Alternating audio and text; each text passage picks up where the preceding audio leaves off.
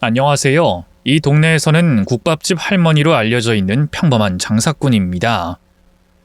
배움도 짧아 무식하고 고생을 너무 많이 한 탓에 폭삭 늙어 일찌감치 할머니 소리 들으며 살았지만 그래도 저는 제 인생에 나름 만족합니다.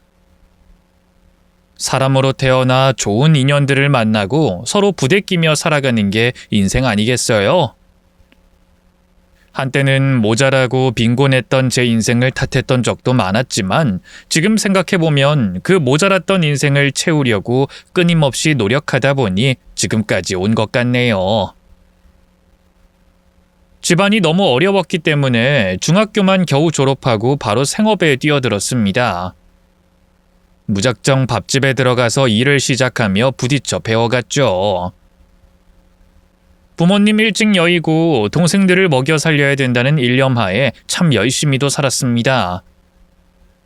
얼굴에 분을 칠해본 적이 언제인지 기억도 나지 않아요.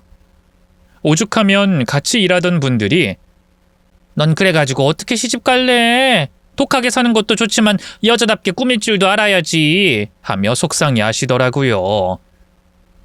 그래도 독하게 산 덕분에 어린 나이에 국밥집을 차려 장사를 시작할 수 있었어요. 그리고 손님으로 왔던 바깥 양반을 만나 살림을 차려 결혼 생활을 시작하게 됐네요. 하루 종일 끓이고 삶고 썰고 담고 어찌나 바빴는지 몰라요. 정신없이 살다 보니 어느새 나이만 먹어가고 자식이 없었네요. 지나고 보니 이상하더라고요. 내 문제인가 신랑의 문제인가. 남들은 두세 명씩 잘 만나 키우던데 왜 우리는 이럴까? 아마도 그땐 너무 여유가 없어서 아이가 찾아오지 못했던 것 같아요. 결국에는 40이 훌쩍 넘은 나이에 예상치 못하게 늦둥이 딸을 덜컥 임신하고 말았습니다. 남사스러워서 남들한테 말도 못하고 국밥을 끓일 때마다 구역질이 나오려는 걸 간신히 참으며 출산날까지 버텼어요. 지금 생각해보면 딸에게 정말 미안하네요. 엄마가 돼가지고 부푼 배를 숨기기나 하고 태교도 제대로 못해줬으니까요. 그래도 다행히도 딸은 건강하게 잘 태어났습니다. 하지만 야속하게도 딸을 낳자마자 인생의 위기가 찾아왔어요. 바깥 양반이 갑작스레 사고로 세상을 떠나고 말았습니다. 인생에 도움도 안 되는 쓸데없는 양반이라고 그렇게 타박을 하며 살았는데 그게 그렇게 사무치게 후회가 되더라고요. 그렇게 허무하게 갈 줄 알았더라면 좀 더 하고 싶은 거 하게 내버려 둘 걸. 돈만 쫓지 말고 부부끼리 여행이라도 좀 가볼 걸. 사진이라도 좀 많이 찍어 놓을 걸. 무엇보다도 갓 태어난 딸이 자라서 아버지가 어떤 사람인지 알려줘야 할 물건들과 추억들이 많이 남아있지 않다는 게 너무 슬프고 안타까웠습니다. 바깥 양반 먼저 떠나보내고 아기를 들쳐업고 국밥집을 운영하는데 저도 참 독했죠. 잠깐 쉴만도 한데 그러면 제 인생이 완전히 멈춰버릴 것만 같은 두려운 마음이 들어 그러지 못했습니다. 여자 혼자 살면서 아이 하나 키우며 장사까지 한다는 게 정말로 보통 일이 아닙니다만 상황이 이렇게 된 걸 어쩌겠습니까? 주어진 대로 열심히 살아야지. 그럼 애가 울고 있는데 손가락 빨면서 먹지도 못하고 살아야 할까요? 그래도 좋은 건물 주인분을 만나 덕분에 한자리에서 오랫동안 장사를 할 수 있었습니다. 그것도 참 복이라고 생각해요. 다른 가게들이 죄다 문을 닫고 새로 개업하면서 많은 것들이 변했는데 저희 가게만 굳건히 그 자리를 지켰고 그게 어쩌면 제 인생의 자부심이 됐는지도 모르겠습니다. 혼자 아이를 키우며 장사를 하는 게 얼마나 힘든지 아시는 분들은 아실 거예요. 국밥집 같은 경우에는 술도 팔잖아요. 이상한 남자 손님이 와가지고 술 내놓으라고 고래고래 소리를 지를 때면 진짜 얼굴이 뜨거워져서 정말 난처하더라고요. 그마저도 나중에는 나이가 먹고 경험이 쌓이니까 어디서 행패냐고 같이 소리를 지르게 됐네요. 어느 날은 한 남자가 술이 많지 않은 채로 와서 다른 손님한테 시비를 걸고 폭행까지 하는 거예요. 아무튼 그날은 경찰서까지 끌려가고 말도 아니었습니다. 그런 경험들 때문에 더 강한 척을 하며 살아왔을지도 몰라요. 그래야 살아남으니까요. 무려 50년이었어요. 이 장사를 죽을 때까지 해야겠다는 생각보다는 그저 하루하루 손님을 맞이하고 손에 익은 일들을 하다 보니 어느새 세월이 이렇게나 흘렀네요. 국밥집은 그야말로 제 생업이자 인생의 흔적이자 동네의 역사나 마찬가지였어요. 어느 정도냐면 다른 동네에서 택시를 타서 땡땡동 국밥집 좀 가주세요 하면 딱 알아서 와줄 정도였어요. 어느 날 성인이 된 딸이 저에게 이런 말을 하더라고요. 엄마의 국밥이 날 키웠지. 난 모유를 먹고 자란 게 아니라 국밥을 먹고 큰 거나 다름없어. 어릴 때는 엄마의 억척스러운 모습이 너무 안타깝고 싫었는데 이젠 좀 이해가 가. 날 위해서 그렇게 버틴 거잖아. 그러니까 이젠 좀 쉬어도 돼. 어렸을 땐 그토록 국밥 냄새만 맡아도 학을 떼고 진절머리 난다던 딸이 이제 크니까 슬금슬금 일도 도와주고 대신 수육도 삶아줄 정도로 열심히 하더라고요. 같은 여자로서 엄마의 삶이 안쓰럽다나 뭐라나. 지도 크니까 깨달은 것들이 많았나 봅니다. 어쨌든 한 곳에서 오랫동안 장사를 해왔으니 이왕이면 좀 더 오랫동안 장사를 하고 싶었어요. 천성이 일을 하지 않으면 몸이 간지러운 타입이라 가만히 있으면 더 힘들더라고요. 제가 할 줄 아는 게 뭐가 있겠어요. 그나마 사람들이 좋아해 주는 게 국밥 하나인데 아파서 몸져 누울 때까지만이라도 국밥집을 운영하다가 때가 되면 조용히 문을 닫고 싶었습니다. 그게 제 작은 소원이었네요. 하지만 그 꿈은 하루아침에 박살이 나고 말았어요. 갑자기 건물 주인이 바뀌면서 낭떠러지로 떨어졌네요. 남자 건물주였는데 딱 봐도 등치가 산만한 게 약간 위협적이었어요. 옷은 또 어찌나 작게 입었는지 셔츠 단추가 터질 것 같더라고요. 어느 날 장사를 하고 있는데 자기가 바뀐 건물주라고 하면서 순찰을 돌듯 식당을 휙 둘러보더니 질문을 하더라고요. 예, 국밥집이 아주 오래됐네. 국밥 좀 줘보세요. 한 그릇이면 됩니까? 그럼 뭐 혼자서 두 그릇 먹습니까? 여긴 하루에 매출이 얼마나 나옵니까? 그때그때 다릅니다. 이 동네에선 여기가 제일 유명하다고 하던데 여기도 대를 이어서 운영하고 그럴 계획입니까? 딸이 있다 들었는데 가끔 와서 도와준다면서요? 글쎄요. 저희 딸이 아직은 그럴 생각이 없어 보이네요. 그런 건 왜 물으시는지. 건물주로서 궁금하잖아요. 그래야 저도 미리 대비를 하니까. 아무튼 좋으시겠습니다. 국밥집으로 성공하기 참 힘든데. 성공했으면 이미 내가 건물을 샀겠죠. 그냥 하루 벌고 하루 먹고 사는 사람입니다. 겸손하시긴. 딱 보니 원가도 얼마 안 나올 것 같네.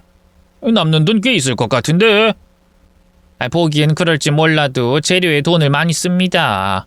고기가 좋아야 맛이 좋거든요. 대충 만들면 그만이지. 고기가 거기서 거긴데 괜히 비싼 재료 쓸 필요 있나요? 내가 얼마 전에 아주 유명한 냉면집에 갔단 말입니다. 근데 거기서 천연 재료를 쓴다니 어쩐다니 했는데 나중에 알고 보니까 화학 조미료를 엄청나게 때려 넣었더만. 장사는 다 눈속임이지. 예, 그런 사람도 있지요. 하지만 전 양심에 찔려서 그렇게 못하겠네요. 아무튼 사장님 경영 철학이 아주 확고해서 마음에 듭니다. 제 입장에선 당연히 이렇게 맛집이 1층에 떡하니 있으면 너무 좋죠. 손님들이 아주 바글바글하네요. 주말엔 더 많죠? 보통 주말이 더 많죠. 이야, 사장님 정말 대단하시네. 가끔 일손 부족하면 저 좀 불러주세요. 저 진짜 한가하고 시간 많거든요. 적극적으로 돕겠습니다. 뭐가 안 마르세요? 커피 한 잔 사다 드릴까요? 괜히 심기를 툭툭 건드리는 모습이 썩 좋아 보이지 않았어요. 마치 본인이 주인이라는 듯이 나타나서 이것저것 물어보는 게 영 불편하더라고요. 겉으로는 사람 좋은 척 웃음을 보이며 다가오더니 결국엔 뒤통수를 쳐버렸네요. 이럴 줄 알았습니다. 갑자기 월세를 올린다는 거예요. 통보식으로 문자 하나를 띡 보냈길래 전화를 걸었더니 글쎄 월세 그 정도도 못 줄 것 같으면 그냥 나가라고 하네요. 그 자리에 들어올 가게가 줄을 섰다면서 자기는 아쉬울 게 하나도 없다고 했어요. 주인이 바뀌면서 어느 정도는 월세를 올릴 거라고 생각하긴 했지만 그 정도가 너무 심해서 저도 너무 당혹스럽더라고요. 그렇다고 50년간 운영한 국밥집을 한순간에 문을 닫아버릴 순 없잖아요. 찾아가서 사정사정하며 적당히 타협을 해달라고 매달려봤지만 건물주는 저에게 냉정하기만 하더라고요. 아니 장사도 잘 된다면서 왜 그 정도 월세도 못 냅니까? 그냥 내면 되잖아요. 내가 뭐 무리한 부탁했어요? 여태껏 적게 내면서 호의호식했으면 이젠 대가를 치르셔야지. 아니 너무 어처구니가 없는 금액이라 그렇죠. 주변 상권을 다 둘러보세요. 이런 경우가 어디 있습니까? 그리고 법적으로 정해진 한계가 있어요. 이건 불법이라고요. 아이 그럼 법적으로 대응하시던가. 왜 나한테 와서 이러십니까? 그쪽도 돈이 아쉬우니까 그렇잖아요. 아이 저리 싫으면 중이 떠나야지 저더러 어쩌라고요? 이 자리에서 장사하면서 단 한 번도 다른 곳으로 옮겨야겠다 생각해 본 적 없어요. 이 장소에서 내가 얼마나 치열하게 장사를 했는지 아세요? 물건 하나하나 다 손때 묻은 흔적들이에요. 감정에만 호소하지 마시고 이성적으로 생각 좀 하시라고요.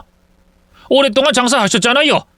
그럼 다른 자리로 옮겨서 오랫동안 또 해보시면 되겠네. 누가 뭐라 합니까? 아니 단골 끊길까봐 그래요? 실력 있으시면 손님들이 알아서 찾아가겠지 뭐가 걱정이에요. 50년이라는 세월을 어떻게 한 번에 끊어낼 수 있냐고요? 너무한 거 아니에요?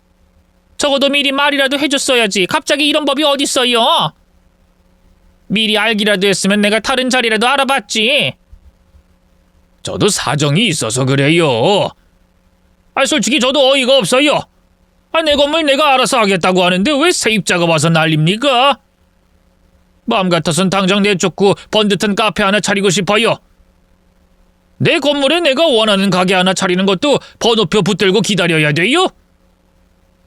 그 자리가 얼마나 좋은 자리인지 알면서 버티고 있는 건 무슨 심보냐고요? 난 선택권 준 거잖아요. 월세를 적당히 주든지 아니면 나가든지 둘 중 하나 해달라 이 말입니다. 그래요, 알았어요. 말씀하신 월세 그거 드릴게요. 그럼 됐나요? 그래요? 그럼 거기다 더 얹어서 받아야지. 줄 수 있는 능력이 충분히 되신다는 거네. 뭐라고요? 아무튼 난 더 이상 할 말 없고 그냥 조용히 나가줘요. 국밥 그거 이제 접을 때도 됐잖아요. 먹어보니 별 맛도 없더구만. 그냥 박수 칠 때 떠난다 치고 이제 노후나 즐기세요. 어차피 조만간 망할 것 같은데. 너무 냉정하네. 사람이 사람한테 그러는 거 아닙니다. 그래요? 어디 누가 더 잘 되는지 봅시다. 건물 가지고 있는 내가 더 잘 나갈까? 국밥이나 팔며 겨우 밥벌이나 해먹고 사는 그쪽이 더 잘 나갈까? 답은 뻔한 거 아닌가? 그리고 법적으로 대응하려면 그렇게 하시던가. 나도 유명한 변호사 고용하고 인맥 중에 검사도 있고 판사도 있거든요. 인맥으로 승부 볼 거면 어디 한번 해봐요. 누가 이기나 해보자고. 말이 안 된다고, 이건 억울하다고 안 나가겠다고 버텼더니 전기도 끊고 수도도 끊고 아주 못살게 굴더라고요. 애초에 내쫓겠다는 생각을 하고 절 힘들게 괴롭혔던 것 같아요. 저는 그런 줄도 모르고 잘 대화만 하면 쉽게 풀릴 수 있을 거라 착각했지만 결국엔 제가 지고 말았습니다. 건물주가 비키라고 하는데 뭘 어쩌겠어요. 눈물을 머금고 가게를 접기 시작했습니다. 제 딸도 저에게 엄마, 이제 그만하자. 할 만큼 했잖아. 하고 말리더라고요. 싸움이 커지면 커질수록 저만 상처받을 걸 걱정한 딸이 절 결국엔 말렸고 저도 마지못해 포기했습니다. 갑자기 소중했던 가족을 잃는 것처럼 마음이 너무 아팠어요. 장사를 할 땐 몰랐지만 그 장소가 저에게 너무 소중한 곳이었나 봅니다. 생각만 해도 마음이 아프고 눈물이 나더라고요. 무엇보다 늘 여기 있겠다고 단골 손님들과 약속한 걸 지키지 못한 것 같아서 너무 미안했어요. 마지막 장사를 하던 날에는 눈물이 멈추지 않았어요. 훌쩍이며 우니까 단골들이 물어보더라고요. 저와 돈독한 사이였던 단골 손님은 같이 울어주셨네요. 한 단골은 저 대신에 화를 내주시더라고요. 아니 솔직히 국밥집 잘 되고 월세 꼬박꼬박 잘 내면 고마워서라도 월세를 깎아주든가 해야지. 왜 내쫓아요? 지금 이 상권이 국밥집 하나 때문에 이뤄진 건데 그놈은 그걸 모른단 말이에요. 하여간 사람이 너무 잔인하네. 여기가 우리 동네 사람들한테 어떤 곳인데 너무 안타까워서 어째요. 우리가 그 서명운동이라도 해줄 테니까 좀만 더 버티시면 안 될까요? 방법이 있을 거예요. 나도 이젠 지쳐요. 이왕 이렇게 된 거 좀 쉬지 뭐. 건물주가 국밥집 내쫓고 다른 거 차린다는데 어떡해요 그럼. 어쨌든 마지막 날이라고 와주셨으니 내가 서비스 팍팍 드릴게. 많이 먹고 가요. 다른 곳에 가서 차리면 내가 꼭 거기로 갈게요. 오랜 친구와 작별 인사를 하는 것처럼 기분이 참 묘하더라고요. 그 긴 세월 동안 저도 얼마나 많은 손님과 만났겠어요. 하루아침에 이별을 해버린다는 게 너무 가혹했지만 현실을 받아들일 수밖에 없었습니다. 그렇게 눈물의 마지막 날을 마무리하고 문을 닫으려고 하는데 국밥집 문이 열리더니 한 남자가 들어왔어요. 양복 차림의 젊은 남자였습니다. 급히 왔는지 숨이 차서 말도 제대로 못하고 한동안 숨을 가쁘게 쉬더라고요. 겨우 숨을 고른 남자는 저에게 물어봤습니다. 혹시 장사 아직 하십니까? 문 닫을 시간이긴 한데 오늘 마지막 날이라서요. 슬슬 문 닫으려고 했지. 국밥 한 그릇만 좀 어떻게 안 되겠습니까? 오늘이 마지막 날이라는 소문을 뒤늦게 듣고 급하게 달려왔는데 저 멀리서 왔습니다. 국밥 한 그릇이면 됩니다. 없으시면 반 그릇도 괜찮아요. 아유 한 그릇이 되려나 모르겠네. 일단 앉으세요. 뭐 소문 듣고 멀리서 오셨다는데 한 그릇 해드려야죠. 감사합니다. 근데 정말 문 닫습니까? 왜요? 예, 뭐 그렇게 됐네요. 뭐 때가 됐으니 문 닫아야죠. 갑작스레 닫게 돼서 저도 죄송하네요. 아쉽습니다. 이럴 줄 알았으면 자주 올걸. 우리 집에 온 적 있나요? 초면인 것 같은데. 자주는 아니지만 와본 적 있습니다. 꼭 다시 오고 싶었던 곳이었는데 너무 늦어버렸습니다. 국밥집이야 여기 말고 더 잘하는 곳도 많은데 뭘. 오늘 마지막 손님이니까 내가 돈은 안 받을게요. 서비스 팍팍 줄 테니까 배불리 먹고 가요. 저는 마지막 손님을 위해 다시 불을 켰습니다. 다행히도 1인분 분량이 남아있더라고요. 국밥을 싹싹 긁어 모아 그 손님에게 드렸어요. 그 손님은 국밥을 한참이나 말없이 쳐다보더니 잘 먹겠습니다 하고는 한술 두술 뜨더라고요. 어딘가 낯이 익은 것 같기도 하고 아닌 것 같기도 하고 저 사람을 어디서 봤을까 골똘히 생각하며 그 손님이 국밥을 먹는 동안 내내 지켜봤습니다. 결국 그 손님은 국물 한 방울도 남기지 않고 싹 다 먹고 자리에서 일어나더라고요. 카운터에 와서 돈을 내려고 하는 거 제가 그꿈 알렸습니다. 아유 됐다니까. 마지막 손님은 돈 안 받아요. 그래도 제 마음이 편치 않습니다. 원래 우리 식당 규칙이에요. 마지막 손님은 돈 안 받으니까 규칙에 따라줘요. 그리고 마지막 손님인데 내가 좋은 기억 주고 싶어서 그래요. 여기까지 찾아와 준 게 고마워서.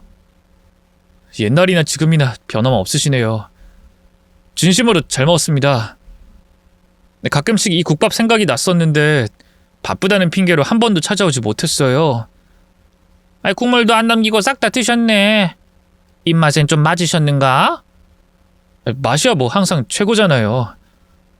제 인생 국밥집이었는데 너무 아쉽습니다. 이제 어디 가서 이런 국밥을 먹어볼 수 있을지.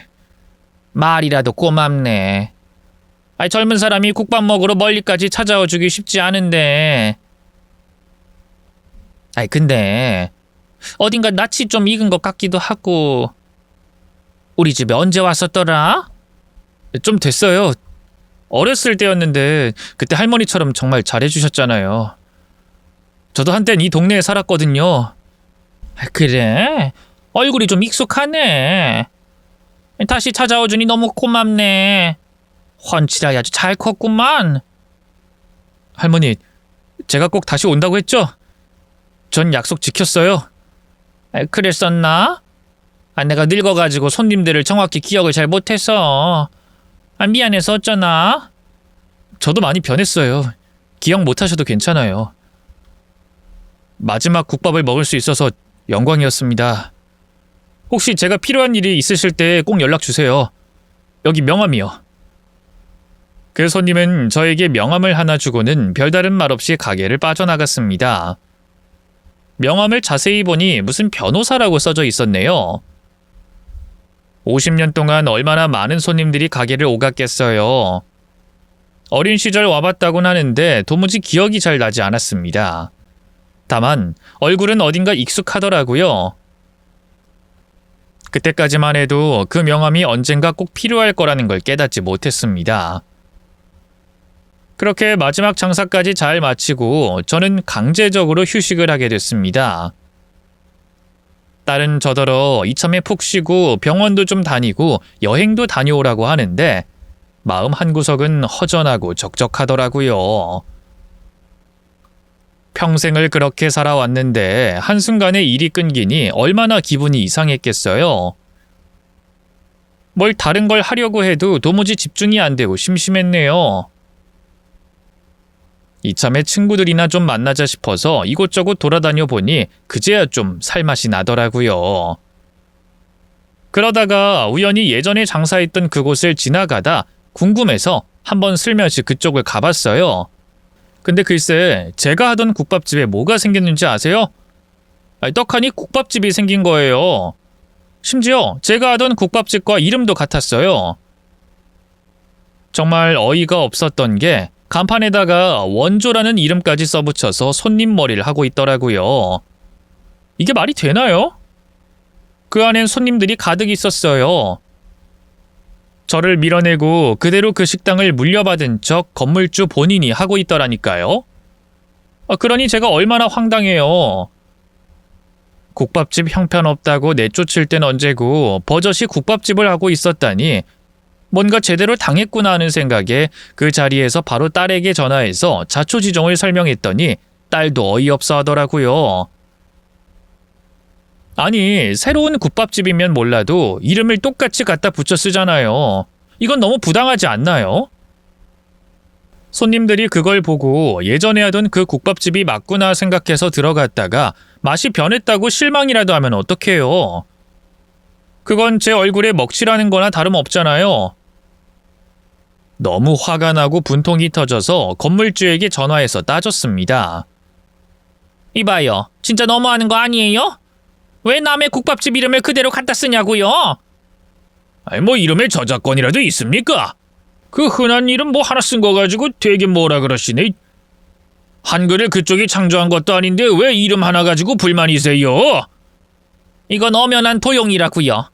손님들이 뭐라고 생각하겠어요? 내가 하던 가게 그대로 물려받았다고 생각할 거 아니에요? 이런 거 가지고 도용이라면 세상에 도용 아닌 게 뭐가 있습니까? 사람 피곤하게 하지 말고 그냥 가던 길이나 가세요. 이제 그쪽한테 권리 없잖아요. 어차피 손 놓으셨으니까 남이 뭘 어떻게 하든 말든 상관할 바 아니잖아요. 권리가 나한테 왜 없어? 손님들 죄다 내가 모아놓은 사람들인데. 나한텐 카페 차린다고 했으면서 왜 국밥집을 차리냐고요? 마음이 변했어요. 카페보단 밥집이 나을 것 같더라고. 여기 동네 사람들이 나이가 좀 있어가지고 커피보다는 국밥이 잘 팔릴 거라 생각했죠. 근데 생각할수록 이상하네. 내가 이런 것도 그쪽한테 허락을 받고 차려야 합니까? 내 건물인데 내가 알아서 하면 되는 거지. 아주 보자 하니까 우리 건물에서 장사 좀 했다고 갑질하려고 그러네. 그 속셈 내가 모를 줄 알아요? 남의 식당 잘 되는 거 보니 괜히 심술나고 본인은 더 잘할 수 있을 것 같으니까 그대로 베껴 먹은 거겠지. 그럼 뭐 저절로 성공할 줄 알아요? 조만간 망할 겁니다. 내가 장담해요. 이미 잘 되고 있거든요. 오히려 그쪽이 장사했을 때보다 잘 나가고 있으니까 괜히 시비 걸지 말고 남의 일에 간섭하지 마시라고. 나한테는 뭐 최고의 고급 재료만 엄선해서 쓴다고 하더니 뭐 직접 해보니 별거 없던데요. 그냥 대충 해줘도 사람들이 좋다고 먹더구만. 나 이거 절대로 못 넘어가요. 이건 명예훼손이자 사기 행각이에요. 법적으로 고소할 겁니다. 못 넘어가면 어쩔 건데? 전국에 있는 국밥집 죄다 소송이라도 할 거야? 그쪽이 뭘 할 수 있는데? 다 늙어서 주한꼴 보이지 말고 그냥 좋게 넘어갑시다. 예?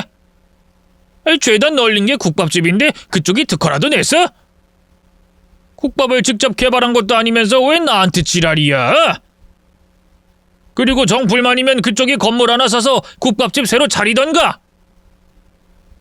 적반하장으로 구는 건물주 때문에 전 눈물이 터져 나왔습니다. 어떻게 50년 동안 읽어놓은 남의 노력을 한순간에 뺏어가냔 말이에요. 그대로 집에 가서 며칠 내내 알아누웠어요. 너무 화가 나고 억울하니까 몸에서 병이 나더라고요. 주변에서 사방팔방 해결책이 없는지 알아내려 해봤지만 도무지 뾰족한 수가 나오지 않았네요. 이대로 비통함을 품은 채로 살아가야 하나 좌절하던 그때 국밥집에 왔던 마지막 손님이 떠올랐습니다. 변호사잖아요. 아무래도 법적으로 제가 할 수 있는 걸 알려주지 않을까 싶어 그 명함을 다시 찾아봤습니다. 오랜만에 일할 때 허리춤에 차던 가방을 찾아내어 그 안에 있던 명함을 꺼냈습니다.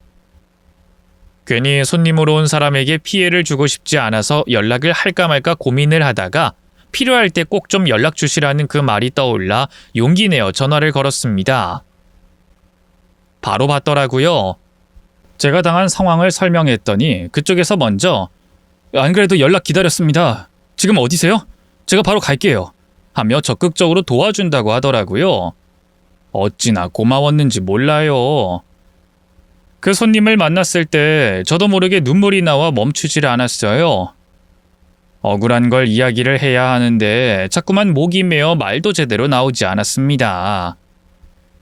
그 손님은 저를 위로해주며 차근차근 설명을 해주더라고요. 일단 진정하시고 마음을 편히 가지세요. 그런 놈 하나 때문에 감정 소비하면 오히려 손해입니다.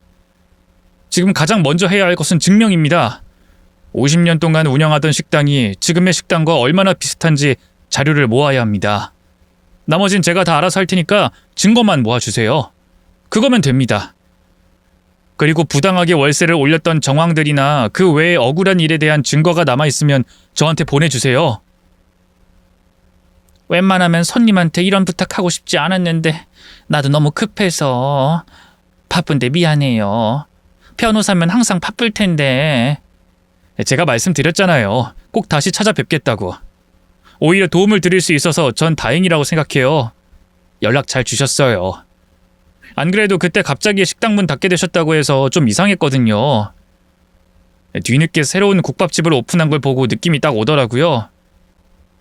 요새 이런 경우 종종 있어요. 그래서 미리 준비하고 있었습니다. 도움이 필요할 거라 생각해서 제가 먼저 연락드리려다가 기다려봤는데 딱 맞춰서 연락을 주셨네요. 손님은 날 이렇게 정확하게 기억하고 다시 찾아오는데 난 기억도 못하고 면목이 없네요. 미안해요. 그리고 신세진 건 내가 꼭 갚을게요. 사장님은 제 인생의 은인이셨어요. 오히려 제가 더 갚아야 할 게 많습니다. 그러니까 부담 갖지 마시고 마음껏 이용하세요. 내가요? 내가 그렇게 대단한 사람이었나? 그럼요. 사장님 아니었으면 전 아마 이 자리까지 오지 못했을 겁니다. 그러니까 제 도움 미안해하지 말고 받으세요. 일단은 제가 하라는 대로 하세요. 지금부터 사장님의 대변인은 저니까 앞으로 법적으로 분쟁할 땐 늘 저를 통해서 하시고요. 근데 그쪽에서는 뭐 지인이 판사에다가 인맥이 많다고 하던데. 저는 변호사잖아요. 저도 법적인 인맥 많습니다. 어디 한번 끝까지 해보자고요. 남의 고생과 노력을 뺏었으면 그 대가를 치러야죠. 보기엔 영 허술해도 저 능력 꽤 있습니다. 믿어주세요. 그리고 세상은 정의의 편입니다. 식당 장사는 손님이 주인공 아닙니까? 손님분들도 언젠가는 이 사정을 알게 될 거고 그 식당은 망할 겁니다. 하나도 걱정 안 하셔도 돼요.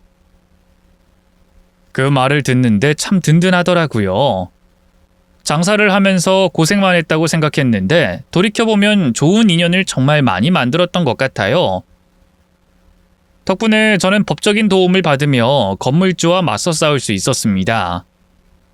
그리고 저는 많은 단골들의 요청으로 장사를 다시 할 수 있도록 새로운 자리를 알아봤어요. 그것 또한 변호사 손님이 적극적으로 좋은 곳을 알아봐준 덕분에 좋은 계약을 맺을 수 있었습니다. 그 사람이 법적으로 잘 대응해준 덕분에 저는 한시름 놓게 됐고 결국 법은 제 편을 들어줬네요. 그리고 법적인 과정을 거치면서 동네에 소문이 쫙 퍼진 덕분에 그 국밥집에는 손님이 뚝 끊기게 됐고 파리만 날리게 됐습니다. 그 건물주는 끝까지 제 탓을 하면서 왜 내 건물에서 내 장사 맘대로 못하게 막냐고 고함을 지르더라고요. 그래서 제가 한마디 했네요. 장사할 거면 떳떳하게 해요. 남의 노력 도둑질하지 말고 양심적으로 살면 되잖아요. 장사의 창자도 알지도 못하는 사람이 그딴 식으로 일을 하니 망할 수밖에 없지. 앞으로 인생 그딴 식으로 살지 마! 아주 속이 시원하더라고요. 결국 저는 다른 곳에서 국밥집을 다시 오픈하면서 새 출발을 했습니다. 더 넓은 곳에서 시작하려니 어색하고 적응할 시간이 필요했지만 금방 익숙해지더라고요. 무엇보다 많은 분들의 응원과 격려 덕분에 금방 회복을 할 수 있었습니다. 마음의 상처가 길게 갈 줄 알았는데 사람으로 인해 금방 치유가 됐네요. 그분들은 지금까지도 절 자주 찾아주고 계세요. 위치는 보란듯이 그 악덕 건물주가 가지고 있는 건물 근처에다 차렸네요. 그랬더니 악덕 건물주가 입에 거품을 물며 따지더라고요. 지금 복수하는 겁니까? 왜 똑같은 국밥집을 또 차려요? 이봐요. 내 국밥집 내가 차리겠다는데 그쪽이 무슨 상관이에요? 국밥에 특허라도 있나요? 그쪽 할 일이나 잘해요. 어디 한번 제대로 승부 한번 보자고. 누가 이기나 해보자고. 신기하게도 그 사건이 터지고 나자 손님들 사이에서 입소문이 났는지 예전보다 손님이 더 많아졌어요. 나름 홍보 효과가 된 걸까요? 악덕 건물주의 악행까지 소문으로 퍼져서 결국 그 건물에 들어오려고 한 세입자는 아무도 없었고 꽤 오랫동안 공실로 남아있더라고요. 반면에 제가 옮겨간 국밥집은 규모까지 넓어져서 더 승승장구했습니다. 생각해보면 이게 다 그 손님 덕분이더라고요. 50년 동안 애지중지 키워온 식당 문을 닫으려고 하던 찰나 마지막으로 그 손님이 들어오지 않았더라면 저는 아마 무너졌을 거예요. 법적으로 도와주는 사람이 없었더라면 분하고 억울해서 제대로 살지도 못했을 겁니다. 이래서 사람은 아는 게 많아야 하고 배우는 게 많아야 하는 건가 봅니다. 아무튼 그 일을 마무리 짓고 너무 고마워서 감사 인사를 전하고 싶다고 국밥집에 한번 오라고 했어요. 개업 선물이라고 큰 화분을 하나 들고 와서 주더니 제 성공을 자신의 성공인 양 기뻐해 주더라고요. 제가 말했잖아요. 더 잘 되실 거라고. 축하드립니다. 예전 가게보다 훨씬 깔끔하고 좋은데요. 아, 이게 다 변호사님 덕분이지. 고생 많이 해준 거 알아요. 바쁜 사람 불러내서 미안한데 내가 워낙 바빠가지고. 이미 다 가진 사람인데 내가 뭘 해줘야 할지 몰라서 국밥이나 한 그릇 해주려고. 아닙니다. 다 사장님이 스스로 해내신 겁니다. 전 그저 옆에서 살짝 도와준 거고요. 이리 앉아요. 밥이라도 좀 먹고 이래요. 오랜만에 먹어보는 겁니까? 곱빼기로 부탁드립니다. 코빼기 뿐이겠어? 수육도 삶아줘야지. 변호사 손님은 땀까지 뻘뻘 흘려가며 국밥을 먹더라고요. 다 먹었을 때쯤 제가 맞은편에 가서 앉아 진지하게 물어봤습니다. 너무 고마워서 그러는데 내가 보답해 줄 만한 건 없을까? 보답이라뇨. 지금 제가 보답한 건데요. 도움 드려서 뿌듯합니다. 난 기억도 안 나는데 뭘. 말하면 아마 기억나실걸요? 우리가 언제 만났다고 그랬지? 자세히 좀 말해줄 수 있을까? 탄냄새 풀풀 풍기며 국밥집에 들어갔던 어머니랑 저 기억나세요? 그때 참 난처한 상황이었는데 배고파서 힘이 하나도 안 났는데 저한테 국밥 한 그릇 주시면서 할머니가 주는 거니까 맘껏 먹으라고 하셨잖아요. 기억난다. 뭔 일인진 모르겠는데 탄냄새가 진동을 했지. 그때 그 젊은 새댁이랑 남자애가 들어왔었지. 축구공 하나 품에 안고. 그게 저예요. 그때는 진짜 말랐고 키도 작았고 힘도 없었는데 지금은 많이 컸죠? 많이 먹으니까 쑥쑥 크더라고요. 어머머, 벌써 이렇게 컸단 말이야? 그때 사정이 궁금했지만 차마 물어보진 못했는데. 그땐 정말 희망이 없었어요. 저희 아버지는 저에게 있어서 공포의 대상이었거든요.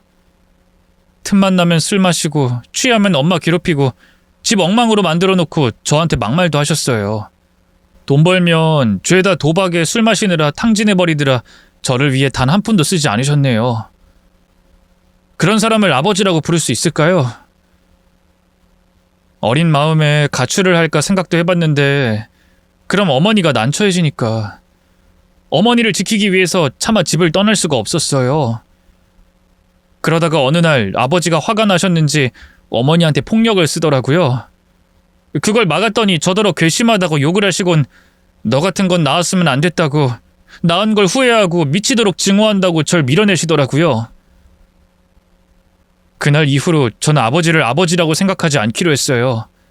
이젠 어머니랑 단둘이 살아야겠다고, 반드시 이겨내야겠다고 결심하면서 낮엔 공부하고 밤엔 전단지를 돌리면서 어머니랑 돈을 열심히 모았는데 아버지란 놈이 저희 집에 몰래 들어와서 돈이란 돈은 죄다 훔쳐놓곤 돈이 있는데 없는 척했다고 화가 난다면서 저희 집에 불을 질러버렸어요.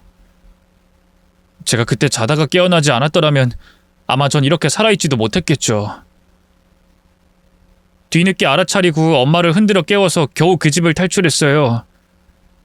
도움 구할 곳도 없고 친척집이나 센터에 가자니 아버지가 쫓아올까봐 두렵고 그냥 아버지와 완전히 인연을 끊고 싶었어요.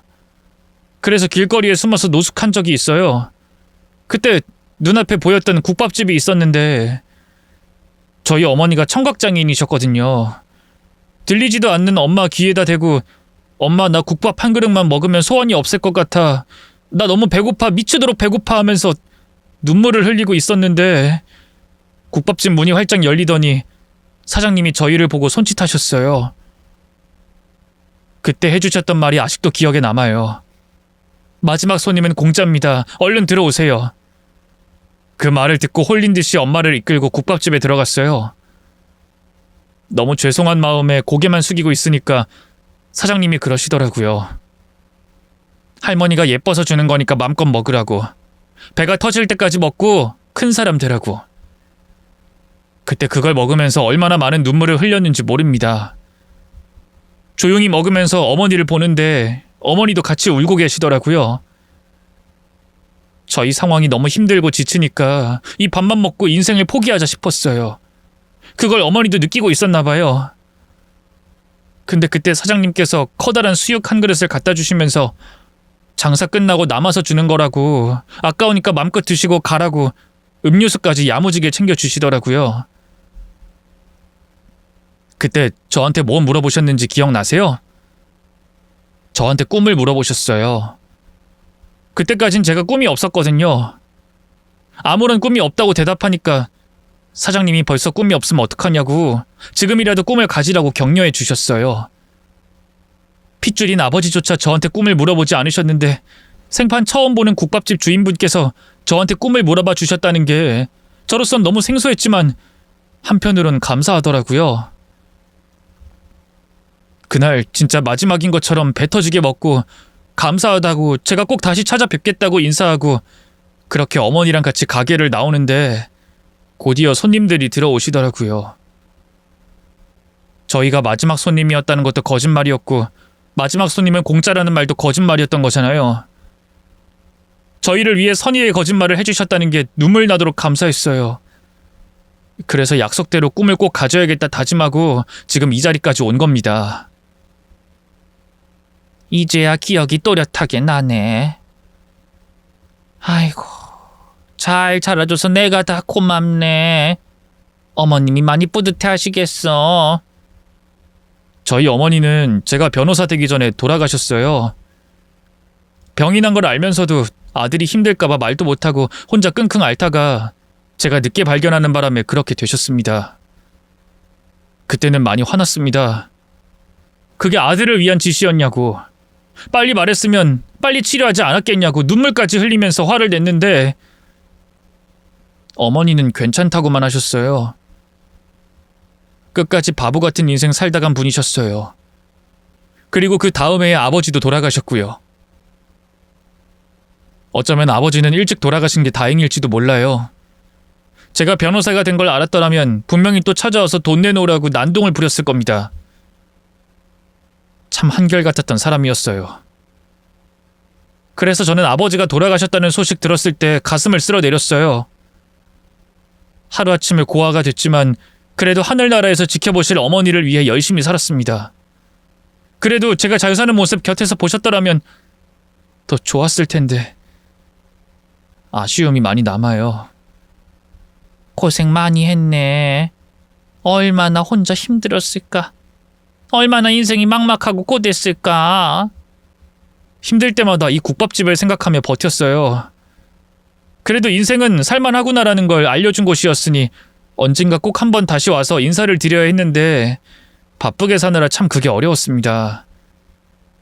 그러다가 국밥집이 갑작스레 문을 닫는다는 소식 듣고 아차 싶은 겁니다. 그래서 부랴부랴 찾아왔는데 제가 또 공교롭게도 마지막 손님이 되고 말았네요. 이게 우연인지 인연인지 아무튼 마지막까지 돈도 못 내고 얻어먹기만 했습니다. 밥값도 제대로 치르지 못했는데 꼭 한번 도움을 드리고 싶었어요. 밥값을 이제야 제대로 한 것 같아서 저도 마음이 좀 놓입니다. 그때 저한테 밥을 어찌나 많이 퍼주셨는지 평생 갚아도 모자란 은혜를 진 것 같은 기분이 들었네요. 아니야, 난 한 게 아무것도 없어. 난 그저 장사를 했을 뿐이고 상황이 여의치 못한 손님한테 수저 하나씩 놓아준 것 뿐인데. 그게 제 인생을 살린 겁니다. 각박한 세상에서 유일하게 손을 내밀어준 어른이었어요. 정말 감사합니다. 그리고 이제야 감사 인사를 드려서 죄송합니다. 앞으로 제가 종종 찾아뵙고 싶습니다. 그리고 도움을 드릴 수 있을 때 언제든지 연락 주셨으면 좋겠어요. 저도 엄마의 입장이었기 때문에 남자아이가 한창 많이 먹어야 할 나이에 삐쩍 마른 모습으로 식당에 들어오니까 마음이 너무 아팠어요.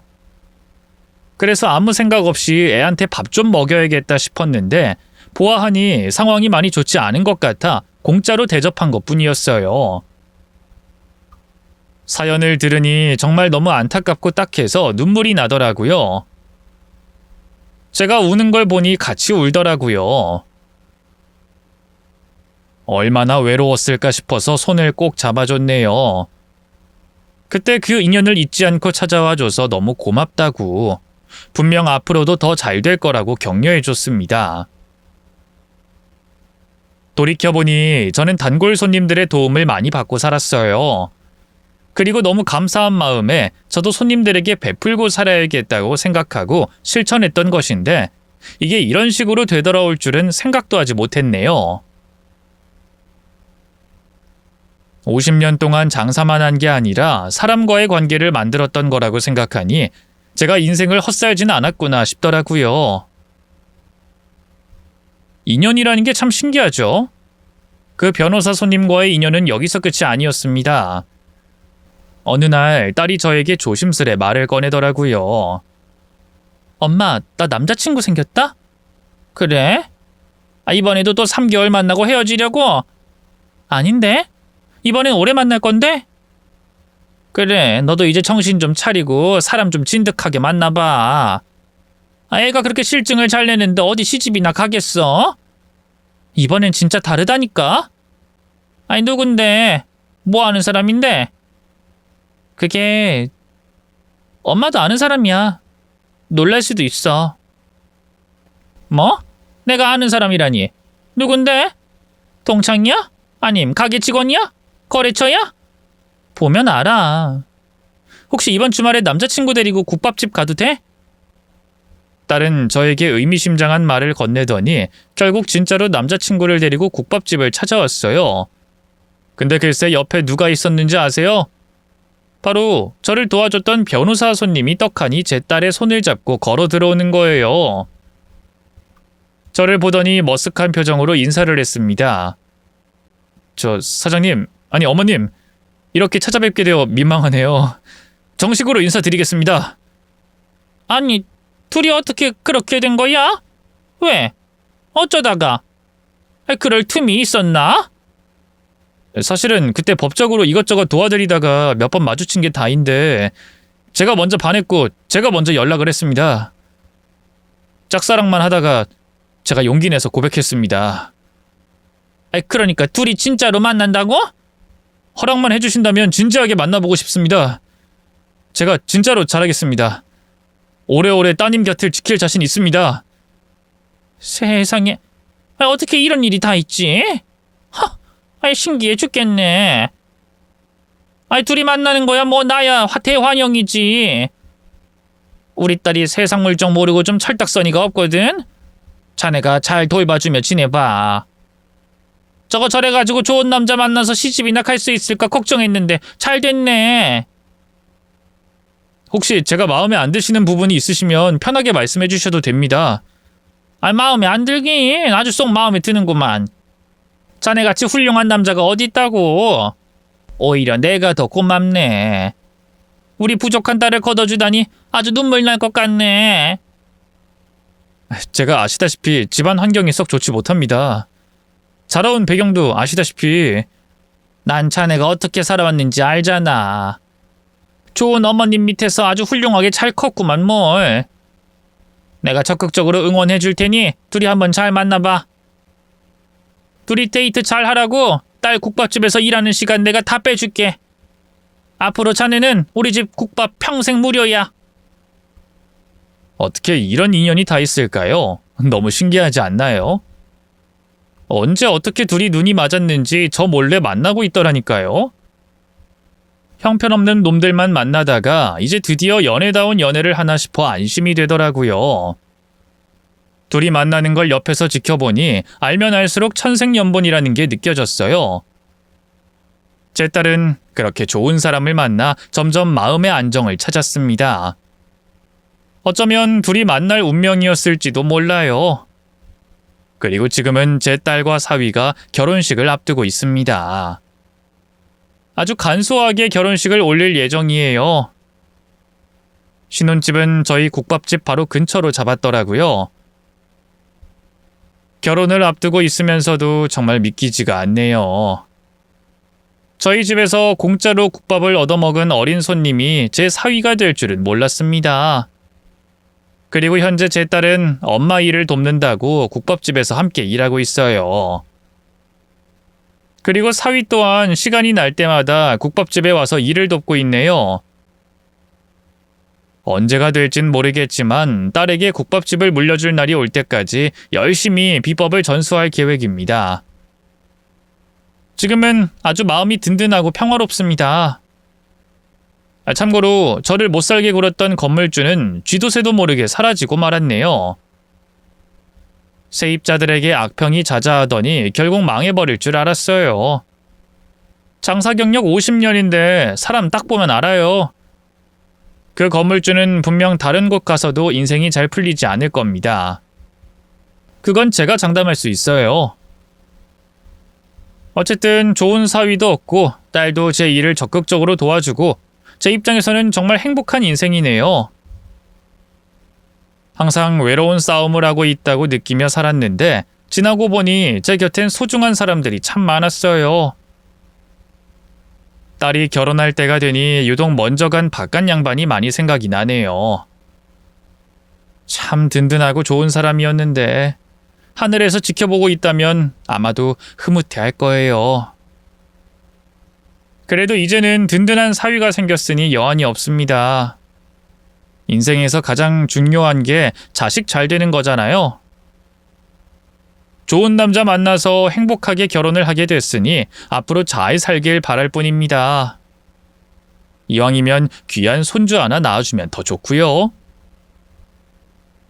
결혼식 날이 되면 딸에게 꼭 말해주고 싶어요. 아버지 없이 씩씩하게 자라줘서 너무 고맙다고. 엄마가 항상 미안하고 고맙다고. 앞으로 행복하기만을 바란다고요. 저희 사위 정말 의리 있지 않나요? 어떻게 그렇게 오래전에 했던 약속을 지키러 다시 국밥집에 찾아왔을까요? 사람이 잘 되고 성공하면 옛날 일을 잊어버리기 마련인데 저희 사위는 참 대단한 사람입니다. 다시 한번 저희 가족이 되어 고맙다는 말을 전하고 싶네요. 우리 가족의 기막힌 인연에 대한 이야기를 여러분들께 전해드리려고 사연을 써보게 됐어요. 부디 여러분들도 좋은 인연을 만나고 행복한 인생을 사셨으면 좋겠습니다. 사연 마칠게요. 좋은 하루 보내시고요. 늘 건강하세요.